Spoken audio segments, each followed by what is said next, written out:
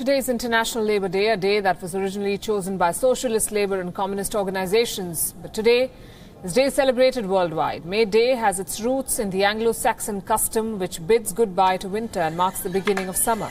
Villages and towns across the United Kingdom mark the beginning of springtime fertility on this day. The maypole dancing assumes significance as it symbolises a way of bidding farewell to winter. A lot of people also get a day off on the first Monday in May, not us.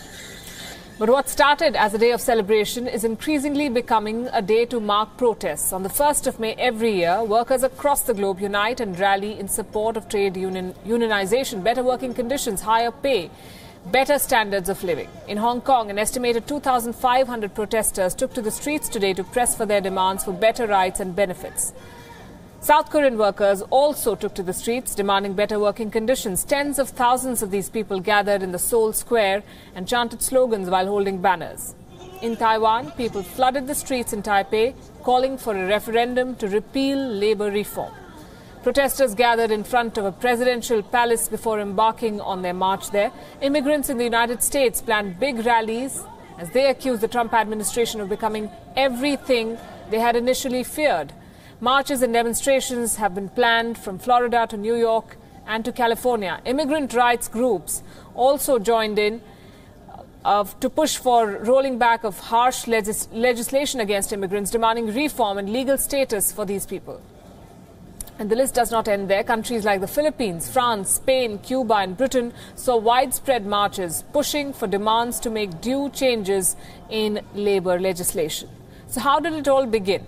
The seeds of dissent were sown in the 19th century with the advent of the Industrial Revolution. Workers came out in large numbers to protest long working hours, low wages and zero regard for labour laws. Here's the story of May Day.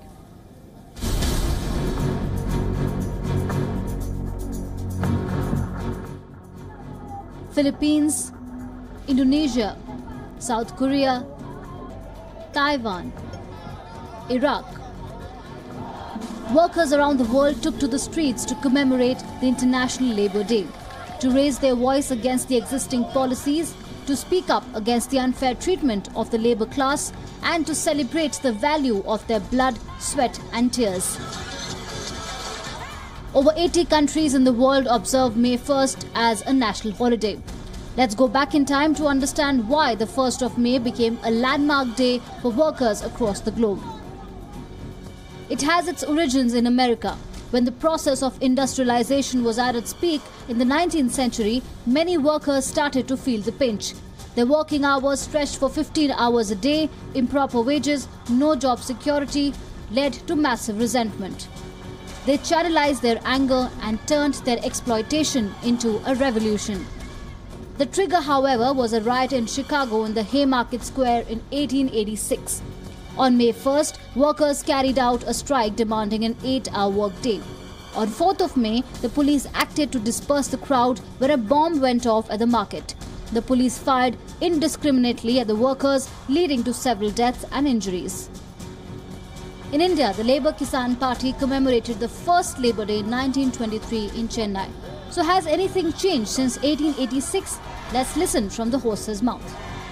Labour is a paid wages, not instead of being a slave. Hence, today we are we are urging the government to be some review or some system like the standard working hour, also the living wages, also the MPF sack-off. This all will be benefit for the workers. I've been dedicating myself to work for the government for 13 years as a contractor, and I feel that I'm being discriminated against. And the gap is too high compared to the civil servants. In fact, sometimes we work a lot more.